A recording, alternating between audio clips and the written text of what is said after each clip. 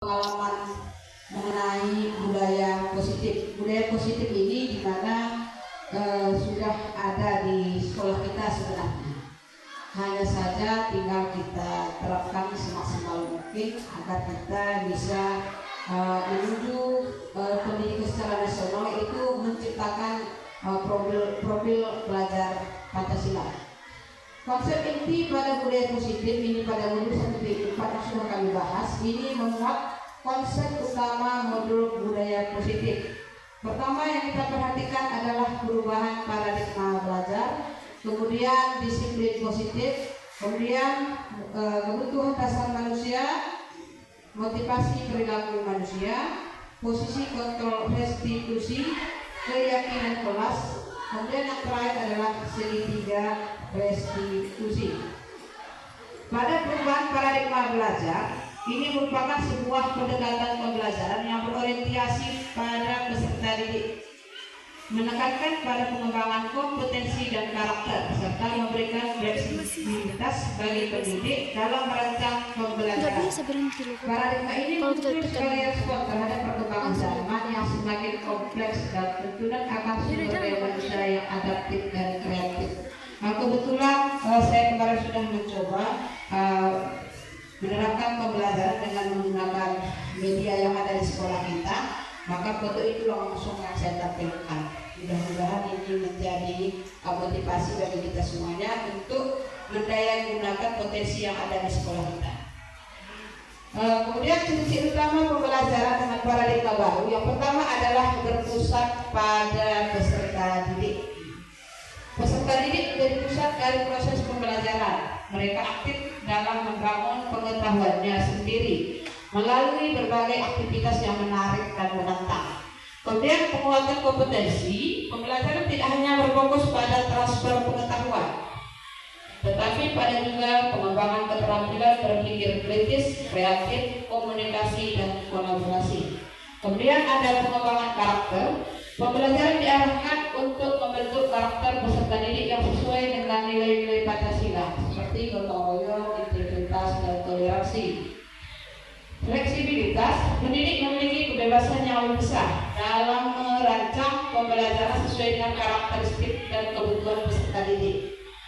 Selanjutnya, pembelajaran yang bermakna. Materi pembelajaran dikaitkan dengan kehidupan nyata sehingga peserta didik dapat memahami relevansi materi yang dipelajari. Yang terakhir, asesmen yang autentik. Di penilaian tidak hanya berfokus pada hasil akhir, tapi juga pada proses pembelajarannya. Mungkin ini yang sedang dikembangkan pemerintah ya, yakni program kurikulum merdeka, di mana seorang guru mendapatkan pembelajaran berdiferensiasi, yang selanjutnya membentuk atau menghasilkan profil pelajar Pancasila yang kita di sekolah kita juga sudah mulai kita rancang dari sekarang dan sudah terlaksana walaupun belum sepenuhnya. Kemudian ada miskonsepsi tentang teori kontrol. Ya, teori kontrol ini dikembangkan oleh Dr. William Glasser. Seringkali disalahpahami atau ditafsirkan secara sempit. Teori ini yang kemudian berkembang menjadi choice theory, berusaha meluruskan beberapa miskonsepsi umum mengenai konsep kontrol dalam konteks pendidikan dan hubungan antar manusia. Di sini ada beberapa miskonsepsi umum tentang teori kontrol. Yang pertama, guru mengontrol murid. Miskonsepsinya, guru memiliki kuasa mutlak untuk mengontrol perilaku murid. Nah, ini mungkin yang selama ini ada kita laksanakan. Saya pernah sudah melaksanakan ini. Faktanya, kita tidak dapat memaksa seseorang untuk melakukan sesuatu jika mereka tidak ingin melakukannya. Guru lebih sebagai fasilitator yang membantu murid dan menemukan motivasi intrinsik belajar. Ya. Kemudian ada semua penguatan positif efektif. Miskonsepsinya, memberikan hadiah atau pujian selalu efektif untuk memotivasi.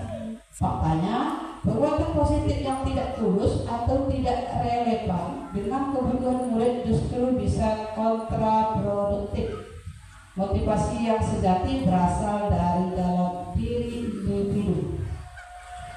Selanjutnya, orang dewasa berhak memaksa. Nah, ini mungkin miskonsepsi yang sedang kita alami, di mana Orang dewasa memiliki hak untuk memaksa orang lain, terutama anak-anak, untuk melakukan sesuatu. Faktanya, memaksa hanya akan menimbulkan perlawanan dan merusak hubungan. Lebih baik membangun hubungan yang saling menghormati dan mencari solusi bersama. Kemudian yang keempat, perilaku buruk adalah kesalahan. Miskonsepsinya, semua perilaku yang tidak sesuai dengan harapan kita adalah kesalahan yang harus dihukum. Ya. Selanjutnya, faktanya setiap perilaku memiliki tujuan. Memahami tujuan di balik perilaku tersebut akan membantu kita mencari solusi yang lebih efektif. Pada miskonsepsi ini sebenarnya hal yang sederhana, tetapi kita hanya berfokus bagaimana ketika kita motivasi anak, yang kita munculkan itu adalah motivasi diri anak itu sendiri, bukan motivasi eksternal atau dari luar, tapi dari dalam diri siswa itu sendiri. Makanya sekarang sudah digerakkan tidak lagi ada pemberian hadiah kepada siswa ketika mendapatkan prestasi atau juara. Walaupun sebenarnya sampai saat ini kita laksanakan, tetapi setelah kami kemarin mengikuti mengadakan lokakarya kedua, mengenai hadiah ini harus ada kesepakatan. Jadi hanya berubah nama sebenarnya. Dari hukuman menjadi konsekuensi. Dari hadiah yang kita berikan, yang dianggap itu menjatuhkan mental siswa yang lain, maka kita berubah dalam bentuk kesepakatan. Siapa yang nilainya tertinggi nanti akan mendapatkan sertifikat, itu bisa. Jadi hanya dirubah menjadi kata-kata yang lebih positif, itu pemahaman yang saya dapatkan. Kemudian ada disiplin positif. Disiplin positif ini pendekatan dalam mendidik dan memimpin seseorang, terutama anak-anak, yang fokus pada membangun karakter positif dan tanggung jawab diri. Alih-alih menggunakan hukuman atau imbalan materi sebagai motivator, disiplin positif menekankan pada pemahaman, empati, dan kerjasama. Tujuannya, yang pertama, membangun karakter, menumbuhkan sikap mandiri, bertanggung jawab, dan peduli pada orang lain. Yang kedua, meningkatkan motivasi intrinsik, memotivasi seseorang untuk melakukan sesuatu karena nilai-nilai yang diyakini, bukan karena takut akan hukuman atau ingin mendapatkan hadiah. Kemudian, memperkuat hubungan, membangun hubungan yang positif dan saling menghormati antara orang tua dan anak atau antara guru dan siswa. Kemudian mengajarkan keterampilan hidup, membekali seseorang dengan keterampilan memecahkan masalah, berkomunikasi secara efektif, dan mengelola emosi. Nah, jadi tujuan daripada diadakannya disiplin positif ini, di mana kita berharap ketika anak melakukan sesuatu hal yang baik, itu bukan karena takut sama guru ekonomi misalnya, atau guru matematika, atau kepala sekolah, dan seterusnya. Jadi kita berharap siswa ketika terlambat datang ke sekolah, kita bukan memberikan dia hukuman, tapi kita membimbing dia dan membantu dia bagaimana cara untuk menemukan solusi agar tidak terlambat lagi datang ke sekolah.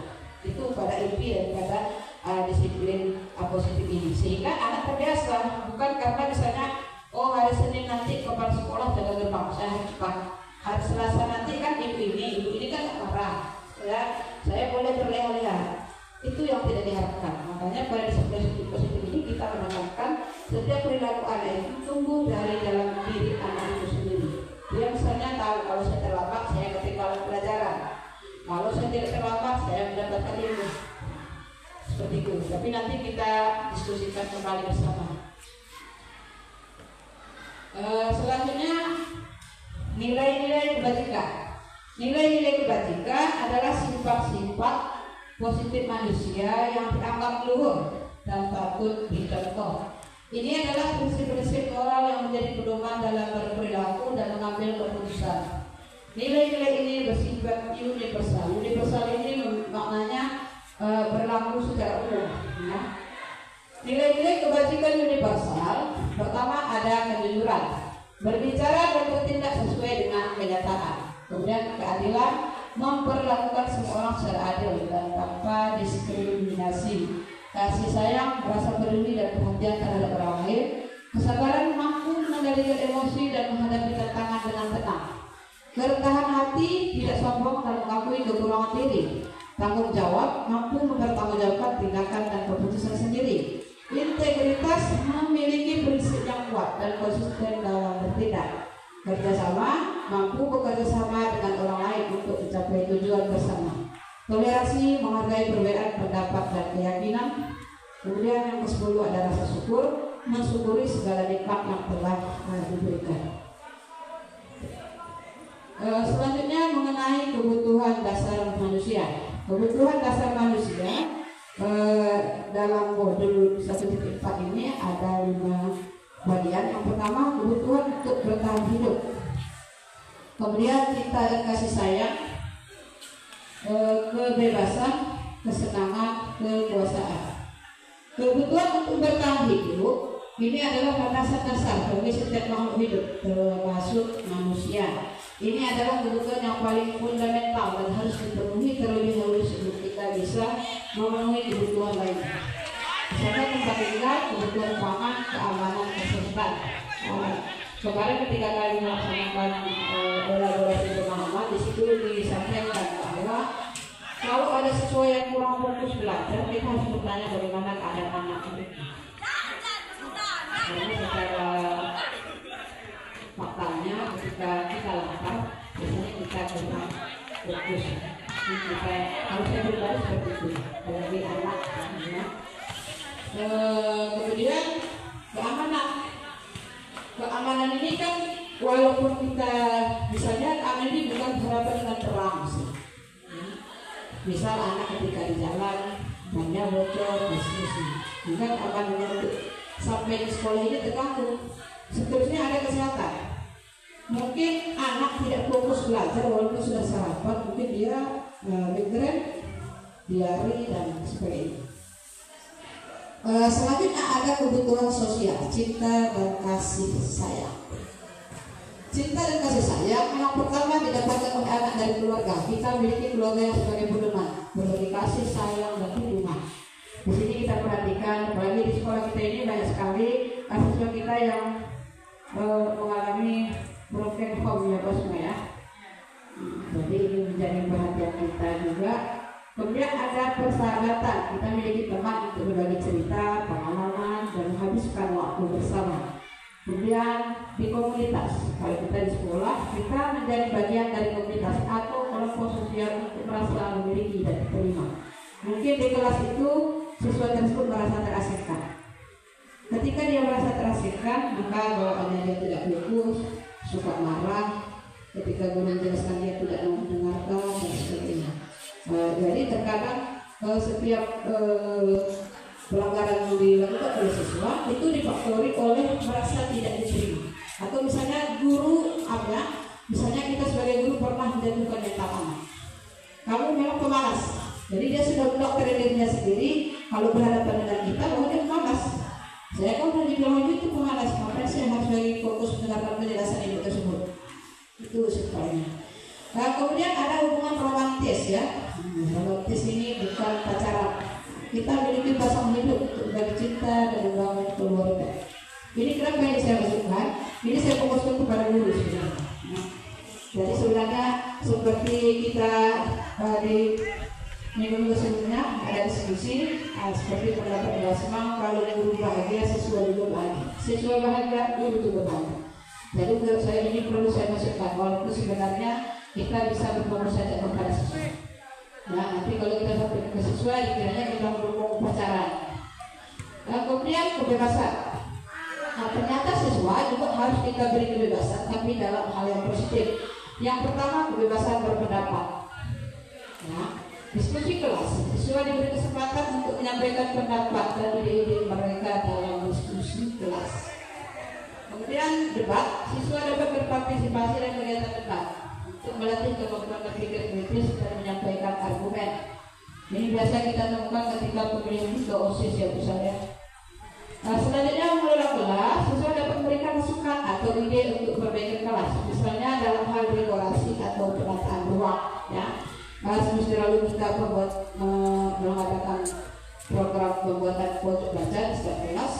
Dari situ siswa kita bebas berkreasi memilih warna apa yang mau digambar, kemudian keterangan apa yang mau ditampilkan.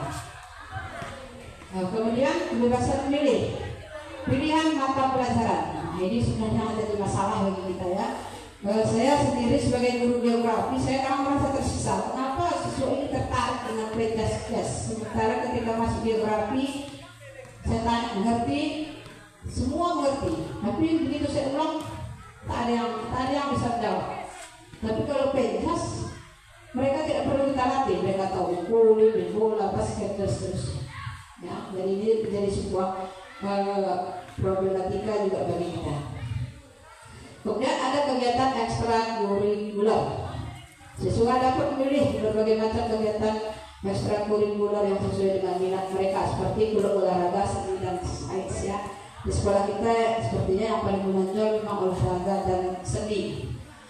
Selanjutnya proyek pembelajaran. Siswa dapat memilih topik proyek yang ingin mereka kerjakan secara mandiri atau berkelompok. Kemudian ada kebebasan berkarya.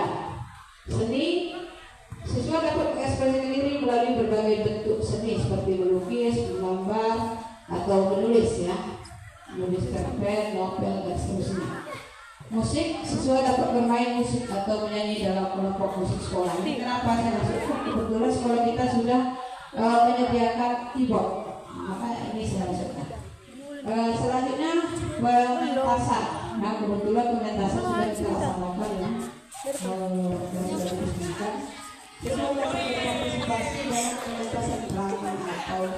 Musikal.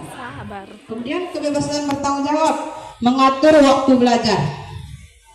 Mengatur waktu belajar, siswa dapat mengatur jadwal belajarnya sendiri dengan bimbingan guru. Ini mungkin yang belum kita mampu untuk melaksanakannya. Kemudian mengambil keputusan, siswa dapat membuat keputusan terkait tugas atau proyek yang mereka kerjakan. Kemudian menanggung konsekuensi, siswa harus menanggung konsekuensi dari tindakan yang mereka ambil. Ini yang disebutkan tadi. Dari hukuman, bahasanya dirubah atau menjadi kata-kata yang lebih positif, yaitu konsekuensi. Jadi ini saya lampirkan beberapa gambar. Ada gambar anak bebas memilih jenis olahraga apa yang mereka inginkan. Ada melukis, ada yang antusias belajar dalam kelompok, ya. Kemudian anak TK, prosotan dan seterusnya. Kemudian di sini saya tampilkan seni tari, sengaja saya ambil dari Aceh. Ya. Ini kenapa saya ambil dari sini? Karena kita berada di provinsi Aceh. Selanjutnya ada kesenangan. Manusia secara alami mencari kesenangan dan menghindari rasa sakit.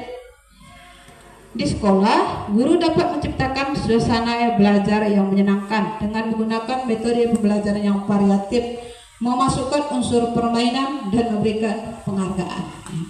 Mungkin kalau kita sekarang lagi galak-galaknya mengadakan ice breaking di kelas, nah, itu salah satu hal yang paling sederhana yang kita lakukan saat ini.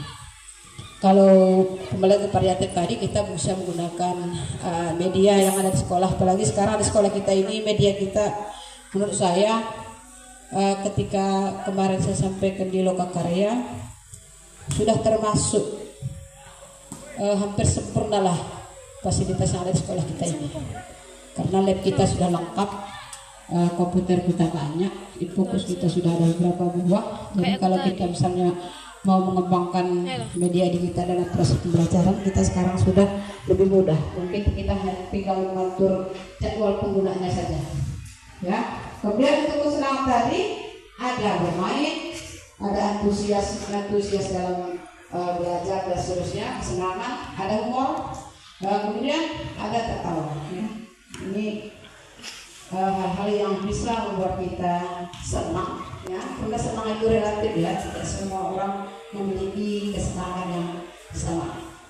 Kemudian yang terakhir ada kekuasaan atau power. Power ini mencakup harga diri, keinginan untuk dianggap, memimpin, berprestasi, diakui dan dikenal. Sebenarnya poin terakhir ini adalah poin yang sangat diharapkan oleh anak.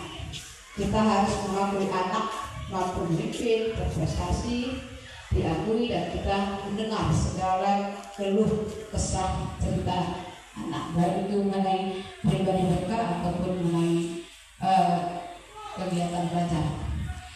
Kekuasaan di sini, misalnya ketika dia merasa diakui, diberi hadiah dan seterusnya. Kemudian belajar.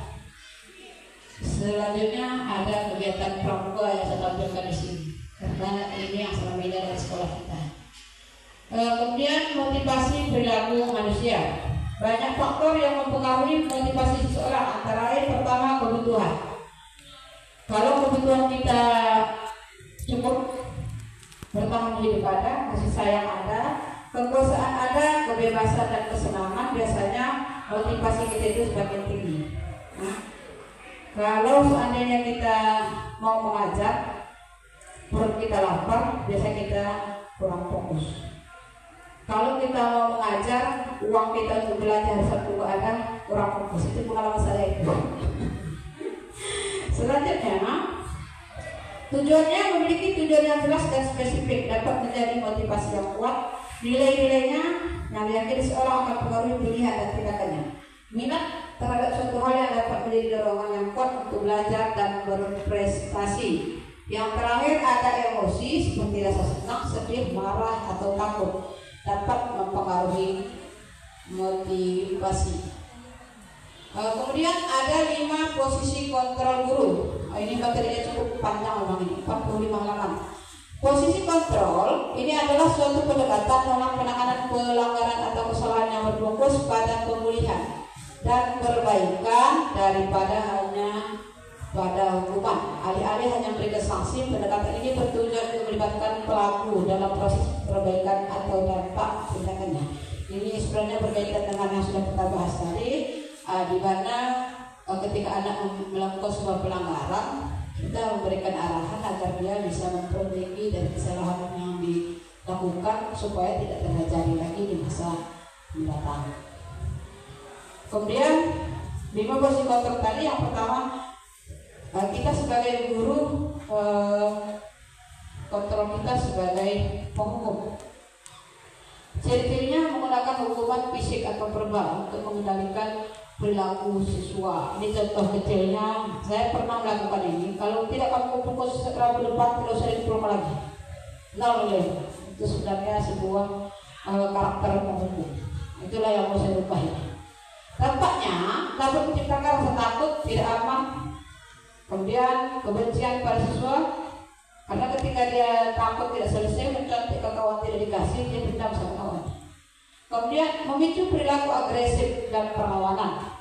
Contoh, memarahi siswa dengan keras, memberikan hukuman fisik atau mengancam. Ya. Kalau mungkin sekarang memberikan hukuman fisik tidak ada lagi, ya. Zaman kita dulu menghormati bendera, berdiri di depan dan sebagainya. Kemudian ada pembuat rasa bersalah. Cirinya membuat siswa merasa bersalah atas tindakan yang mereka lakukan dengan cara menyalahkan, membandingkan atau mengecilkan hati. Misal, ketika saya masuk ke kelas 11 IPS, saya sampaikan, kalau 12 IPA tidak seperti kalian. Ini masuk ke dalam pembuat rasa bersalah dengan membandingkan anak yang satu dengan anak yang lain. Kemudian nampaknya dapat merusak harga diri siswa, membuat mereka merasa tidak berharga dan mengurangi motivasi belajar. Karena ketika kita sebagai pembuat rasa bersalah ini, seperti saya sampaikan tadi, siswa sudah mendoktrin dirinya sendiri ketika berjumpa dengan kita. Contohnya membandingkan prestasi siswa dengan siswa lain, mengatakan bahwa siswa tidak akan berhasil atau menyalahkan siswa atas kegagalannya. Kemudian kontrol kita sebagai teman. Ciri-cirinya mencoba menjadi teman dekat dengan semua siswa, seringkali mengabaikan aturan dan batas-batasan yang ada. Ini sebenarnya kurang bagus juga ya. Kita tidak lekat dengan siswa juga tidak kurang bagus. Harus ada batasan-batasan yang bisa kita buat. Ya. Misalnya kalau gurunya belum menikah, jangan curhat tentang pacar. Jangan janjian mejengnya 2 pasang. Itu maksudnya sederhana seperti itu ya. Kemudian dampaknya dapat menyebabkan kesulitan dalam menjaga disiplin kelas, membuat siswa kurang menghormati guru dan menurunkan peran guru sebagai pembimbing. terkadang saking kita akrabnya dengan siswa, jumpa di muka, Bu, belanja Bu. Itu sebenarnya satu sisi sebagai bentuk dia menyapa. Tetapi kita sebagai guru kan malu kalau sudah siswa bilang, Bu, belanja. Kita sudah malu karena ketika kita disapa itu masih jam kerja kita. Contohnya, terlalu akrab dengan siswa, ikut terlibat dalam kegiatan siswa di luar kelas ya, atau mengabaikan pelanggaran disiplin. Jadi kalau kita misalnya mau membuat sebuah video dengan siswa, yang kita buat itu adalah yang berkaitan dengan proses pendidikan. Jadi kalau dilihat oleh orang lain, memang yang kita tampilkan itu mengandung makna yang baik bagi kita dan bermanfaat bagi orang lain. Kemudian kontrol guru sebagai pemantau. Cirinya lebih fokus pada pengawasan dan pemantauan perilaku siswa daripada membangun hubungan atau menciptakan lingkungan belajar yang positif. Ya. Saya kalau sebagai pemantau ini sering saya lakukan saat gotong royong. Saya hanya sebagai pemantau. Seharusnya saya boleh mencoba rumput juga bersama dengan siswa, tapi itu hampir tidak pernah saya lakukan. Dampaknya dapat menciptakan suasana kelas yang tegang dan tidak nyaman, serta mengurangi keterlibatan siswa dalam proses pembelajaran. Contoh, terus-menerus mengawasi siswa, mencatat setiap pelanggaran atau menggunakan sistem BOI untuk mengontrol perilaku siswa. Yang terakhir, kontrol guru sebagai manajer. Cirinya memimpin kelas dengan tegas, adil dan konsisten, membangun hubungan yang positif dengan siswa, menciptakan lingkungan belajar yang kondusif, dan melibatkan siswa dalam proses pengambilan keputusan. Dampaknya meningkatkan motivasi belajar siswa, meningkatkan disiplin kelas, dan menciptakan suasana belajar yang positif. Contoh, memberikan penjelasan yang jelas tentang aturan kelas, memberikan pujian atau perilaku yang baik, melibatkan siswa dalam diskusi kelas, dan memberikan kesempatan bagi siswa untuk bertanggung jawab atau atas pembelajaran mereka. Pertanyaannya adalah, posisi kontrol manakah posisi saya? Ya, dari sebagai seorang guru, saya ketika menulis ini sambil merenung ternyata saya seperti ini.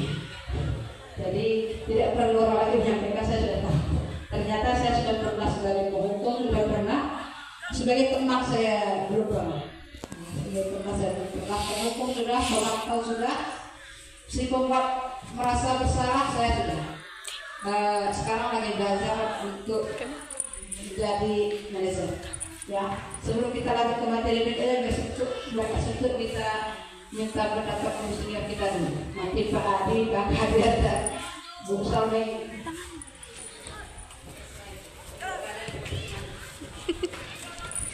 Ibu.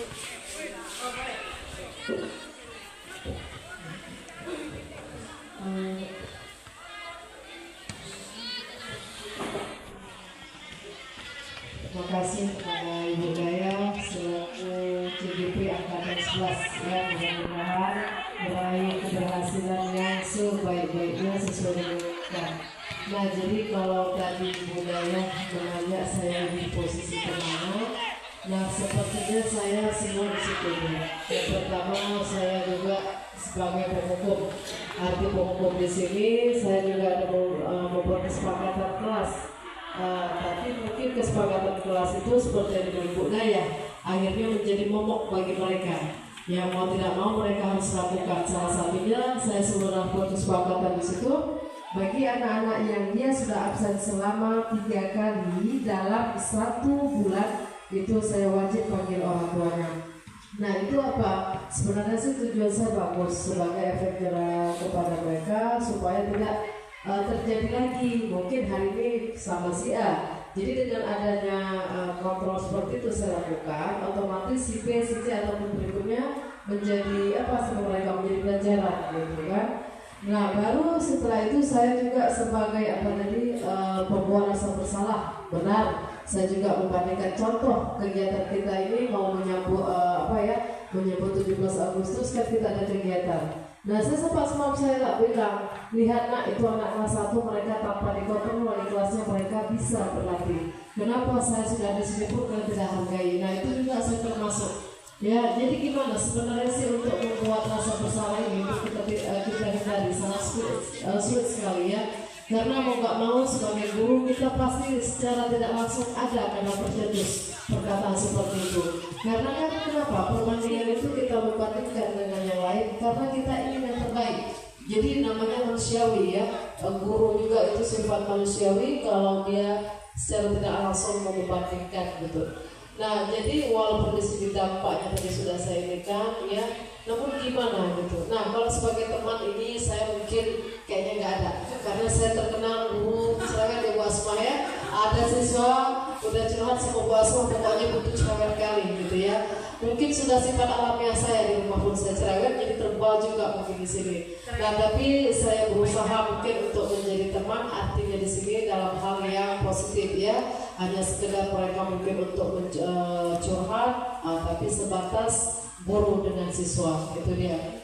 Nah sebagai pemantau ini saya pemantau sih, tapi artinya untuk menciptakan yang bagaimana gitu ya, pemantaunya sebatas saya hanya memberikan sanksi. Namun untuk lingkungan belajar yang positif saya belum mengarah ke sana gitu kan. Nah baru yang kelima di sini ada manajer. Nah manajer ini masih separuh-separuh sih, belum sempurna juga. Jadi intinya kalau dari posisi kontrol manakah saya sepertinya semuanya ada, tetapi ya masih little istilah bahasa Inggrisnya. Jadi itu kalau pendapat saya Bu Daya. Pak Kader dulu siap dulu. Iya.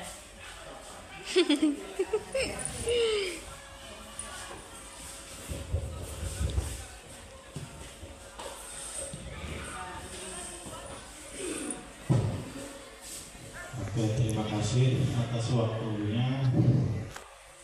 Jadi sebetulnya tidak banyak yang saya sampaikan, karena sebelum saya sampaikan harapan kita sama seperti yang Ibu sampaikan tadi, Bu Selvian tadi.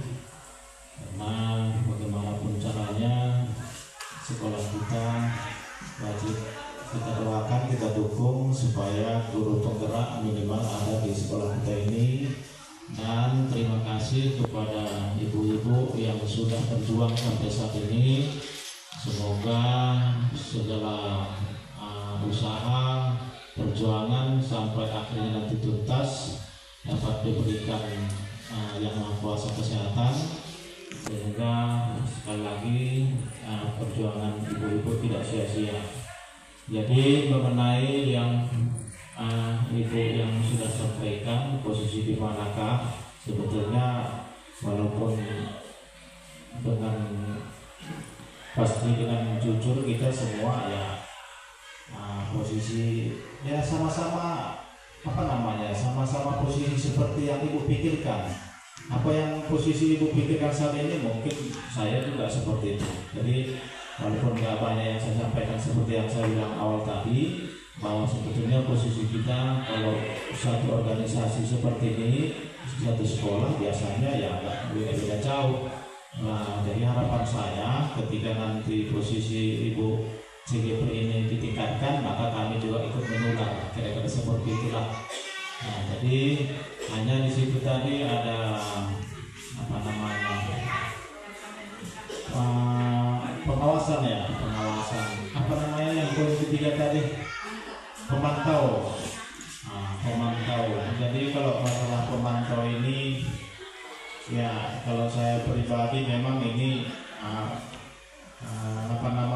kalau saya pribadi memang ini perlu ditingkatkan. Artinya bukan hanya sekedar kita seperti gotong royong kita hanya melihat, tetapi kalau bisa ya kita gerakkan kita duluan kalau bisa.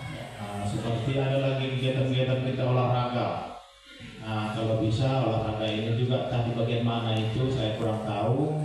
Tetapi sekarang memang olahraga ini di mana-mana ada untuk peningkatan kesehatan jasmani supaya sehat fisik kita. Sekali biasa itu sekali seminggu, kalau bisa ini juga kita galakkan lagi supaya nanti kita semua sehat, ibu-ibu, bapak-bapak, guru, dan anak-anak juga. Jadi itu saja. Jadi sekali lagi nggak bisa banyak yang saya sampaikan, dan yang saya sampaikan juga ini buat ibu juga bingung. Mudah-mudahan harapan tadi lah yang pasti. Itu saja, terima kasih Budaya.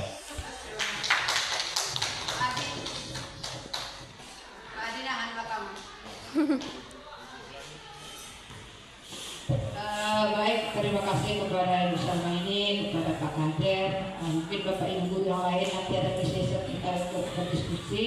Terima kasih atas masukannya.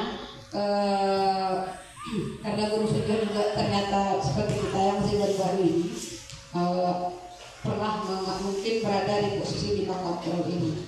Jadi saya sangat berterima kasih kepada masukan Pak Kader tadi, di mana kita kembali menggalakkan senam atau olahraga di setiap hari Sabtu. Mungkin kalau kepala sekolahnya menyetujui, kita bisa melaksanakannya dalam di bulan September itu sudah bisa. Oke Bapak Ibu, kita lanjutkan. Setelah kita membahas tentang 5 posisi kontrol guru tadi, selanjutnya adalah mengenai keyakinan kelas. Ini kemarin juga foto langsung saya tampilkan, sudah saya buat di lab komputer kemarin menggunakan smart TV. Ya, kemarin sudah saya buat, cuman saya kemarin salah memilih warnanya biru, sehingga begitu ditulis tidak nampak. Ternyata begitu dipoto pun tidak nampak juga.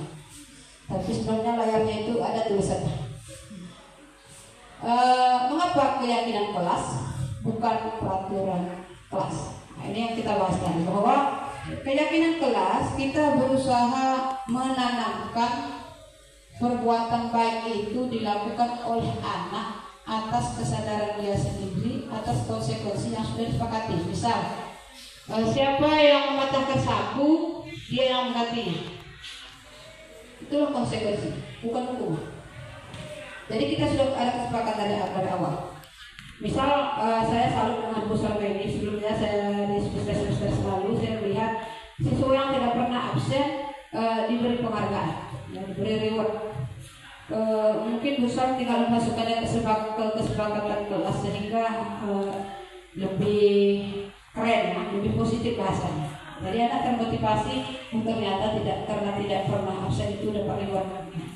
Jadi itu sudah dilaksanakan sebenarnya oleh Bu Salma ini, hanya saja tidak ada kesepakatan di awal. Mungkin kalau ada kesepakatan, mungkin seluruh kelas ibu ada yang absen dalam satu semester.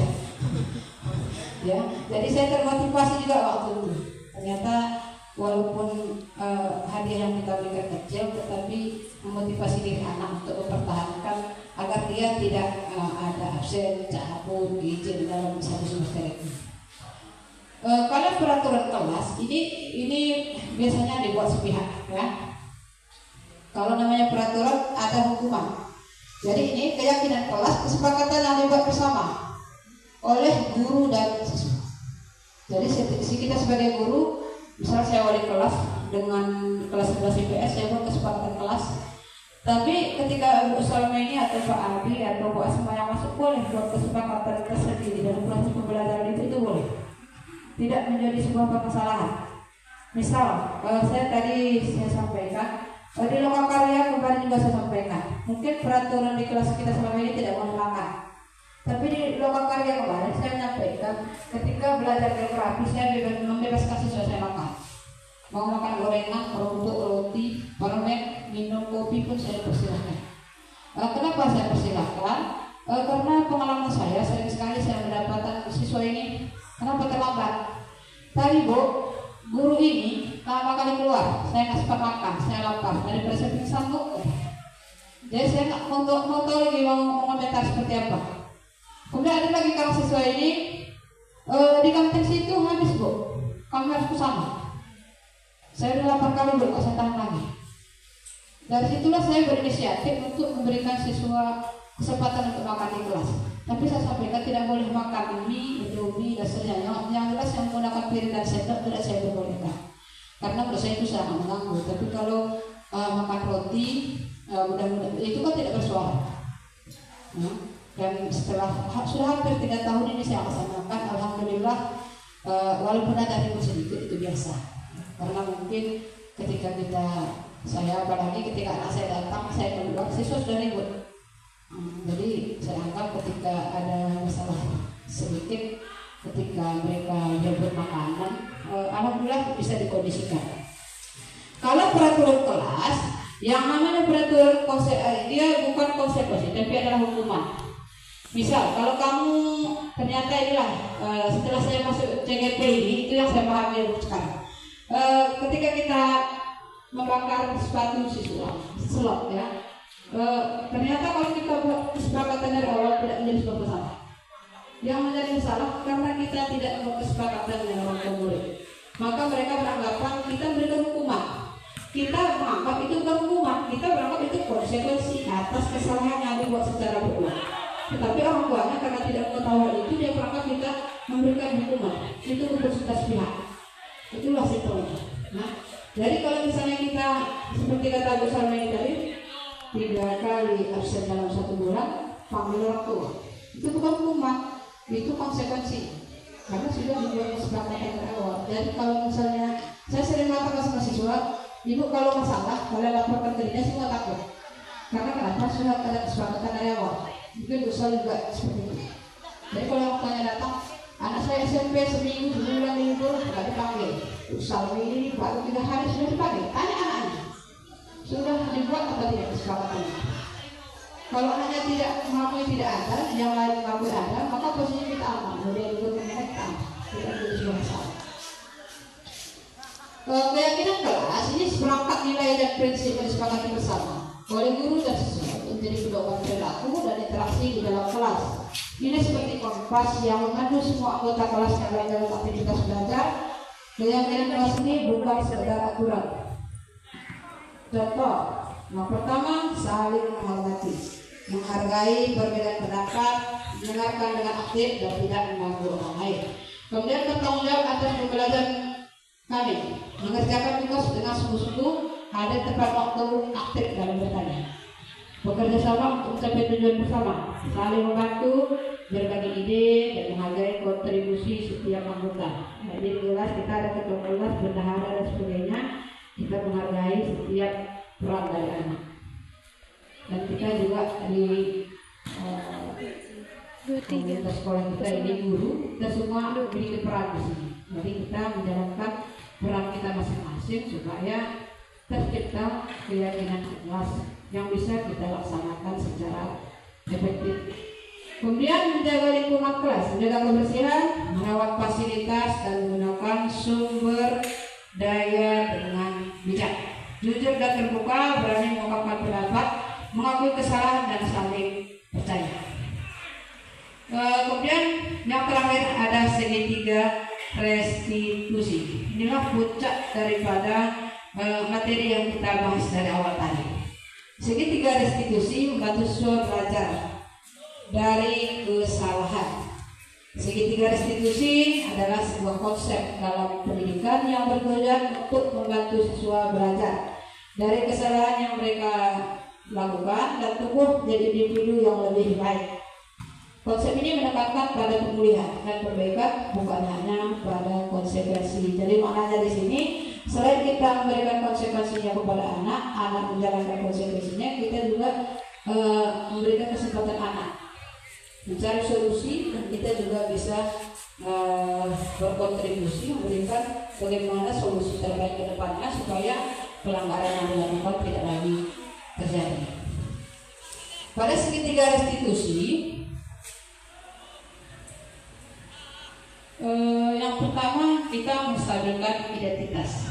Guru dapat mengatakan, saya tahu kau biasanya yang baik, tapi kali ini kau buat kesalahan. Saya percaya kau bisa belajar dari kesalahan ini, ya. Bisa ketika ada anak cabut, kita panggil, ya. Dan ketika memanggil siswa ini kita usahakan di ruangan yang tidak didengar oleh siswa yang lain supaya mental anak tidak jatuh dan anak berani menyampaikan pendapatnya dengan baik. Terkadang kalau anak ini kita panggil depan kawan-kawannya, dia berontak terlebih dahulu karena dia sudah merasa saya pasti malu, saya akan dipermalukan. Tapi ketika anak kita panggil di ruangan tertutup, tidak didengar oleh kawan-kawannya, anak biasanya lebih berani dalam menyampaikan apa yang dia disampaikan. Kemudian validasi tindakan. Guru dapat bertanya, bagaimana perasaanmu setelah cari-cari gereja Indonesia? Atau kalau saya cabut, bagaimana perasaan tadi setelah kamu cabut pada belajar begini? Atau ketika dia tidak menggunakan seragam, apa yang kamu rasakan dengan kamu tidak menggunakan seragam sesuai dengan aturan sekolah? Misal anak, saya malu bu, karena tidak sama dengan kawan lain. Saya kemarin sudah melaksanakan segitiga restitusi ini, saya lakukan dengan 4 siswa. Satu saya lakukan dengan Reno kelas 10 1. Kemudian dengan LP kelas 11 PS itu saya lakukan tanpa disetting. Ternyata alhamdulillah berhasil. Mereka tidak marah sama saya. Yang ada mereka mengucapkan terima kasih. Tapi kemarin karena saya perlu ini untuk diupload di YouTube, saya tidak mau juga presentasi saya yang paling jelek, maka saya settinglah siswa saya 2 orang. Jadi pada dasarnya 2 yang sebelumnya sudah saya lakukan. Alhamdulillah berhasil. Satu lagi lupa saya, di kelas 10-3 kemarin sudah ada. Sama si siswa saya lupa namanya. Itu saya lakukan di kelas. Alhamdulillah berhasil. Sekarang saya ketika masuk dia duduk rapi.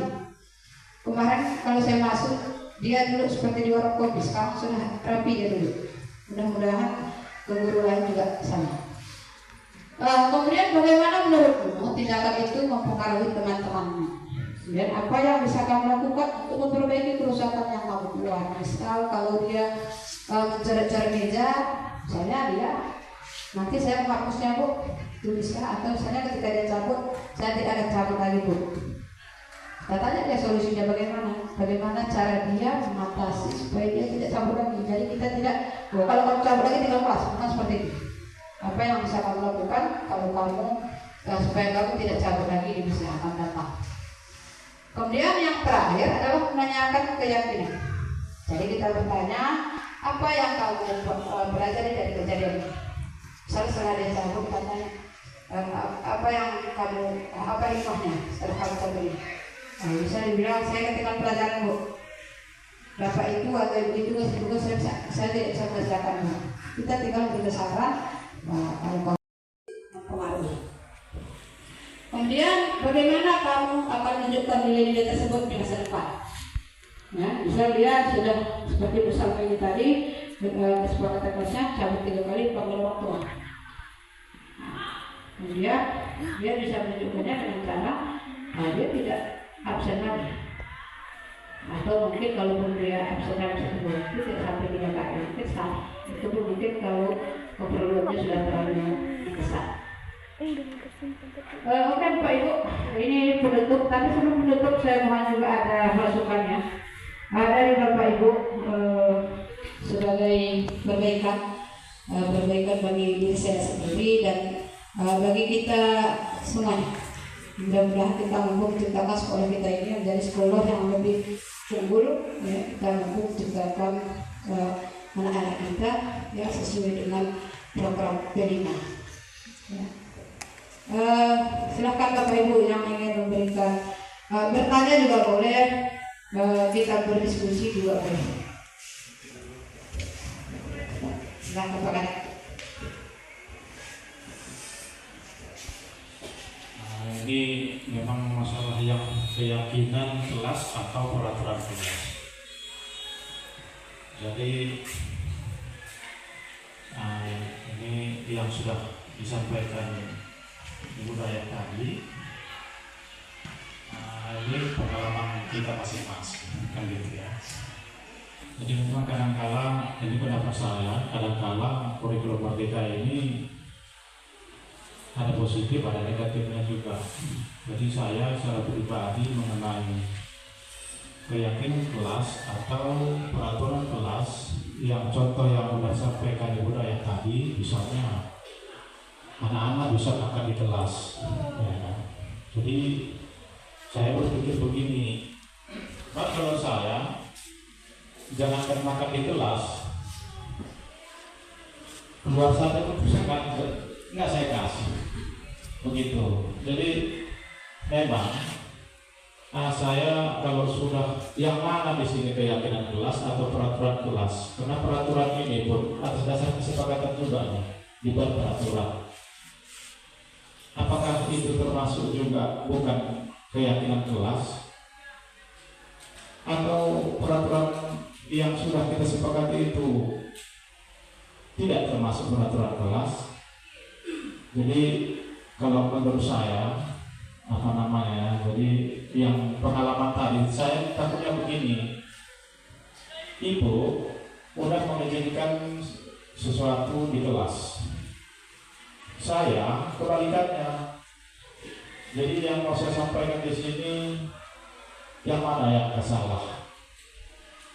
Apakah saya salah juga atau ada ibu juga yang salah? Saya paling gak suka kalau misalnya oke lah makan itu nggak ribut, piring, roti. Saya buka mulut saja karena ketawa begitu. Apalagi saya menjelaskan nggak enak lah, nggak enak. Permen saja di mulutnya itu saya suruh dibuang. Jadi memang jadi kayak ngecek, kayak nggak dihargai. Jadi mungkin ibu daya nggak salah memang, tapi kurikulum merdeka ini, menurut kita ini kan nggak sama semua. Kadang saya terus terang memang, kadang waktu uang saya ada, waktu saya happy, mau ngapain kadang saya ajak pulang kadang. Tapi kadang-kala di rumah terbawa ke sekolah, disitulah muncul kadang nggak bisa kita jaga sikap kita itu ya, emosional kita itu. Jadi apalagi lah yang mau saya sampaikan, itulah contoh.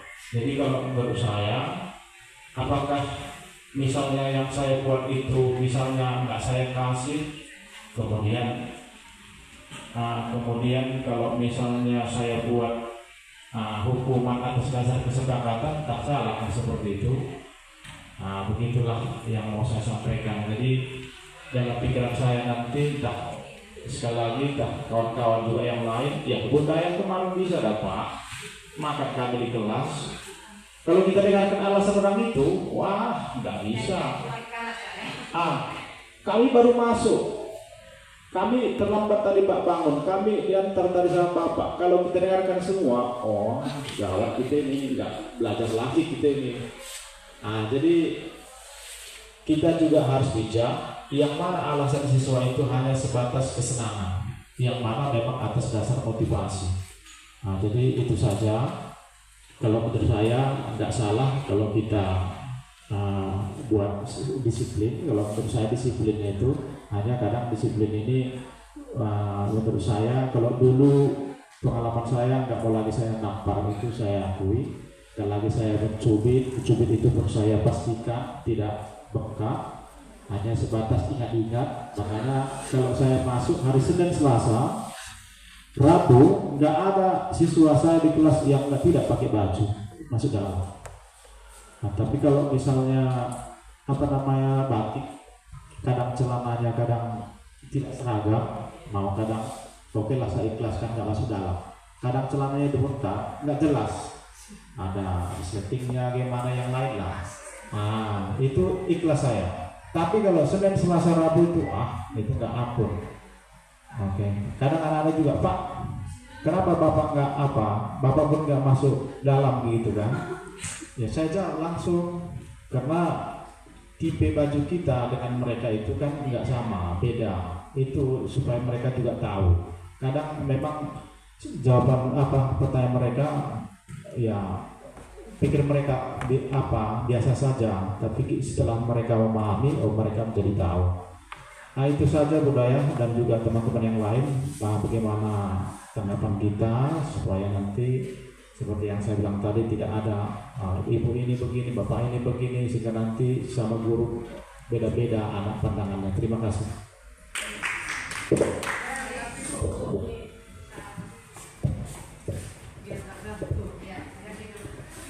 Menurut kasih sekali kepada Budaya. Jadi saya sedikit mau menanggapi yang dikatakan Pak Kader tadi. Jadi ini kan tadi ada kesepakatan dengan peraturan ya. Jadi Pak Kader sedikit kalau memang sudah seperti itu otomatis kan saya rasa anak-anak memang sudah tahu itu walaupun mungkin awalnya peraturan datangnya tapi sudah menjadi suatu kesepakatan kalau menurut hemat saya.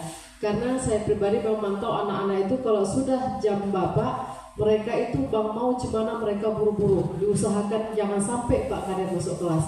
Jadi saya rasa walaupun awalnya itu keterpaksaan tapi anak-anak itu sudah terbiasa. Nah jadi saya rasa kan seperti bilang Budaya masing-masing kan guru pelajaran itu kita masing-masing ada kesepakatan. Nah jadi mungkin seperti Budaya tadi memberikan kebebasan kepada anak-anaknya saat dia mengajar dengan cara memamah biak atau tadi memakan permen. Nah selagi itu memang mereka nyaman, mereka itu tidak mengganggu dalam kegiatan proses belajar mengajar, rasa saya itu sih wajar-wajar aja. Walaupun saya pribadi sih sebenarnya tidak bisa seperti itu. Kalaupun mereka ada yang lapar, ya saya memang lihat betul-betul kondisinya. Misalnya rumah dia memang jauh, baru yang memang benar-benar ditanya alasannya gitu kan. Kalau memang dia lapar atau apa saya izinkan, tapi saya kasih minum waktu. Nah kalau dia memang sekedar sarapan ya mungkin 15 menit. Kalau sekedar minum 5 menit. Jadi saya rasa itu hak masing-masing, tapi dengan catatan itu adalah menjadi suatu kesepakatan bersama. Setelah itu tadi ada ya saya sedikit juga tertarik dengan yang dikatakan Pak Kader. Nah berhubung juga di sini ada kesiswaan, ada ya kesiswaan nggak ada. Cuman nanti kita boleh menyampaikan kepada kesiswaan karena di satu sisi ini bidangnya walaupun tanggung jawab kita bersama. Nah masalah pakaian ini memang yang menjadi dilema sampai saat ini belum tuntas-tuntas juga ya. Nah walaupun kadang saya pribadi itu ulur tarik, kadang kalau semangat saya kalau dia tidak pakai seragam, saya tanya kalaupun nanti saya nggak tertarik ya udah saya biarkan aja gitu kan, ada sifat jenuh saya sendiri. Nah jadi di sini memang untuk seragam dalam hal ini batik, nanti mereka itu ada yang batik bawahnya itu warna roknya abu-abu, celananya abu-abu, padahal dari masa saya ke siswa dulu sudah saya tetapkan itu kalau batik warna hitam. Nah jadi coba Bapak Ibu bersama-sama lah kita di sini, walaupun ya kita di sini juga mentransfer ilmu, kita ada kewajiban kita juga untuk mengarahkan anak-anak itu dalam kedisiplinan. Jadi dalam hal pakaian saya sangat setuju sekali seperti Bapak Kader. Baru itu kan kita ketahui kalau batik kita saat ini ya belum ada perubahan itu Rabu Kamis. Nah, baru untuk baju olahraga, tolonglah nanti bagi Bapak Ibu, guru, ya dalam hal ini juga wali kelas sangat berperan penting untuk mendisiplinkan anak-anaknya memakai seragam sesuai jadwal. Jadi jangan ada lagi nanti pakaiannya itu warna-warni, ada batik, ada putih, ada juga olahraga. Jadi bagi yang kelas 1, apabila belum ada batiknya, janganlah mereka itu pakai pramuka dari hari Kamis. Ya, jadi kalau pakai pramuka tolonglah bagi ibu wali kelas tekankan hari Jumat sama Sabtu. Jadi solusinya hari Rabu Kamis apa baju putih. Jadi supaya apa nampak ini nanti hari Kamis sudah pramuka. Seperti tradisi SMP pula saya lihat SMP seperti itu, hari Kamis baju SMP. Jadi mau nggak mau mereka harus membiasakan diri dengan peraturan yang ada di SMA. Itu aja tanggapan saya. Terima kasih. Dari Bapak Ibu yang lain yang saya ada, Burina masuk ke kayaknya.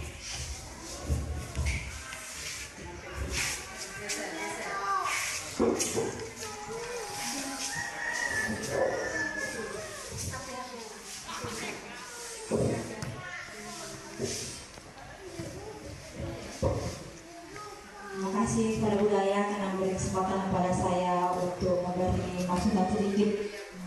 Ini mengenai pertanyaan Pak Kader tadi ya kan.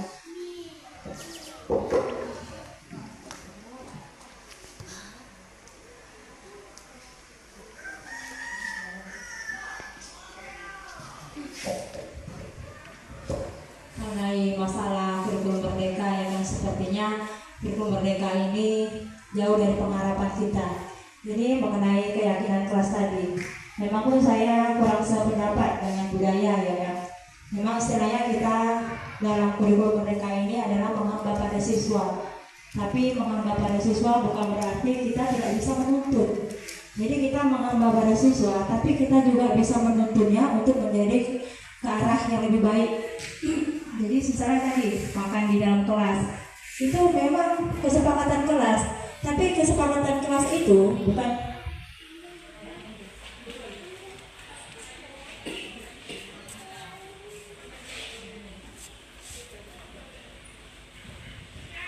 jadi saya keyakinan kelas itu kesepakatan kelas yang dibuat dari kelas. Tapi kesepakatan itu nggak opsi kita yang di luar nalar kita gitu. Misalnya boleh tidur kalau kita capek. Kalau sepakat berarti boleh kan gitu. Misalnya kayak makan di kelas. Istilahnya setahun kita anak-anak itu belum bisa fokus kalau dia melakukan kegiatan lebih dari 2. Misalnya apabila kita menerangkan ada siswa yang menulis itu omong kosong, dia bisa membuat pikiran satu menulis, satu mendengarkan, apalagi dengan memakan gitu kan. Jadi istilahnya kalau mau bisa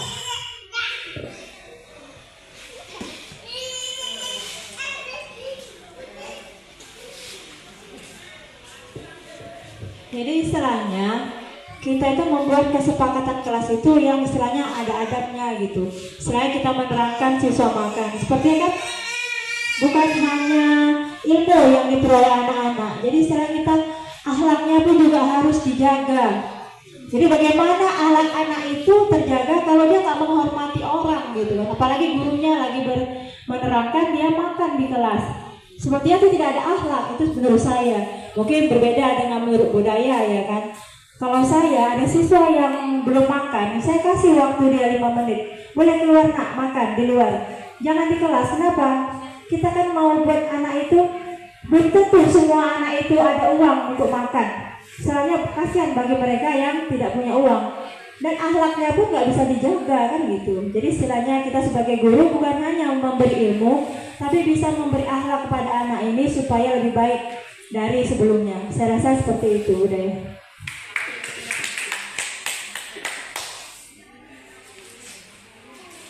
Ada lagi dari Bapak Ibu guru yang lain? Kalau tidak ada biar saya pas sedikit ya.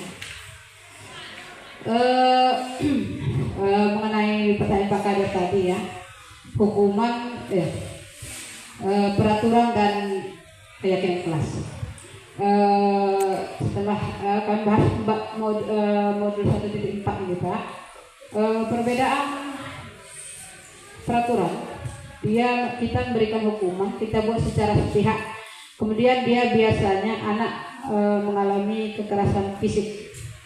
Misal kalau tidak masuk pelajaran ekonomi 3 kali, kamu keliling lapangan sekolah 10 atau 20 kali, itu dia masuk ke peraturan Pak.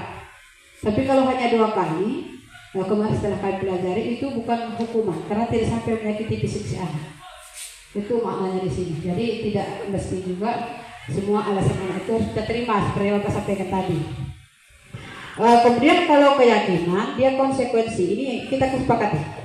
Misal kalau Bapak sudah berkesepakatan, kalau kalian tidak hadir 3 kali, saya panggil orang tua misal, atau misalnya kalian fotokopi bahannya, itu boleh Pak. Yang katanya tidak boleh itu kamu kalau tidak masuk 1 semester ini jangan masuk lagi, itu yang tidak diperbolehkan. Tapi kalau misalnya Bapak hanya mengatakan, kamu tidak masuk 3 kali pelajaran ekonomi, kamu fotokopi, atau kamu kerjakan soal ini, itu tidak menjadi sebuah masalah Pak. Kemarin yang tidak katanya diperbolehkan itu, misal anak buat salah, kita suruh dia mencatat 10 halaman. Saya tidak akan mengulangi kesalahan saya lagi. Itu saya SD dulu pernah saya alami. Itu ternyata masuk ke konsekuensi, bukan hukuman. Tapi kalau kita suruh anak bersihkan kamar mandi, itu hukuman. Kutip sampah 30, itu hukuman. Tapi kalau tidak sempat membuat dia capek, mentalnya tidak down, kemudian dia tidak merasa tersiksa dan tidak terbebani, itu masih ke konsekuensi. Jadi pada intinya kalau seandainya Bapak sudah melaksanakan itu, tinggal dibuat kesepakatan secara tertulis.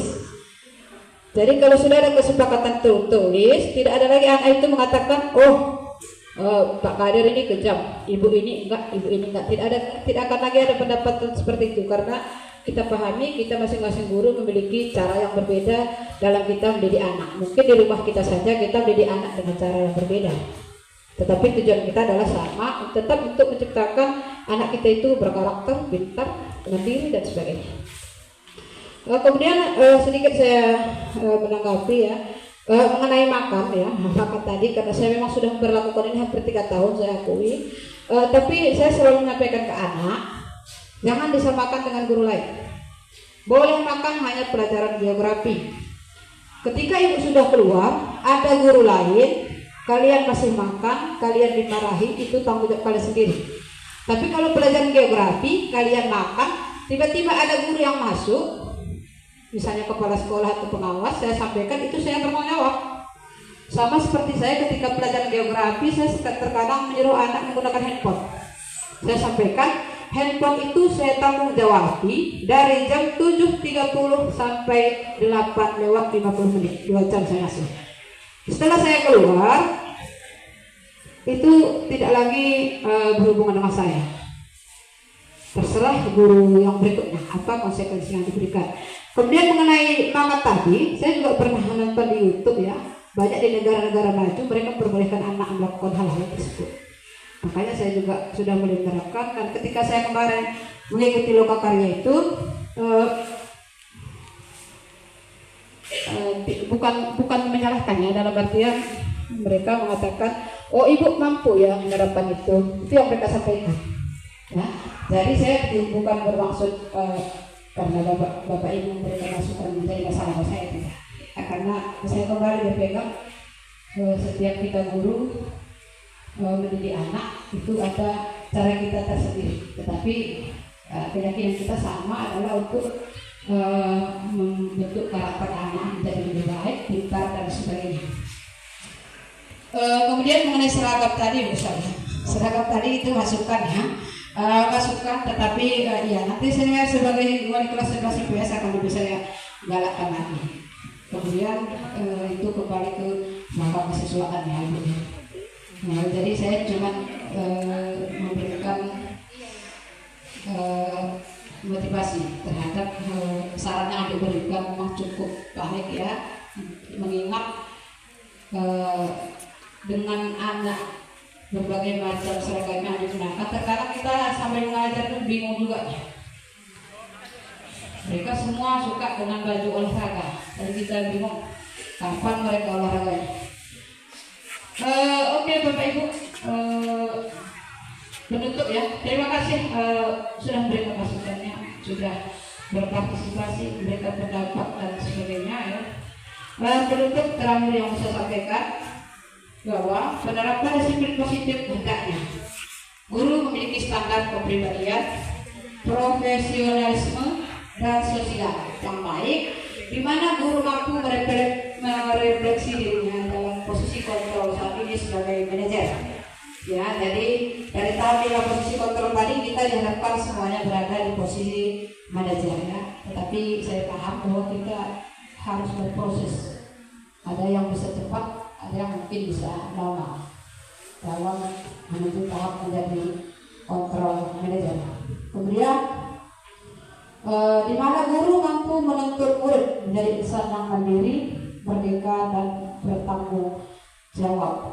Jadi kita berusaha menciptakan siswa kita itu mandiri. Seperti sekarang kita buat perlombaan, tidak perlu kita tuntut, mereka sudah membagi kelompok masing-masing, siapa yang ikut lomba ini, kapan mereka latihan, mereka tinggal minta izin ke kita. Itu mungkin sudah berbicara.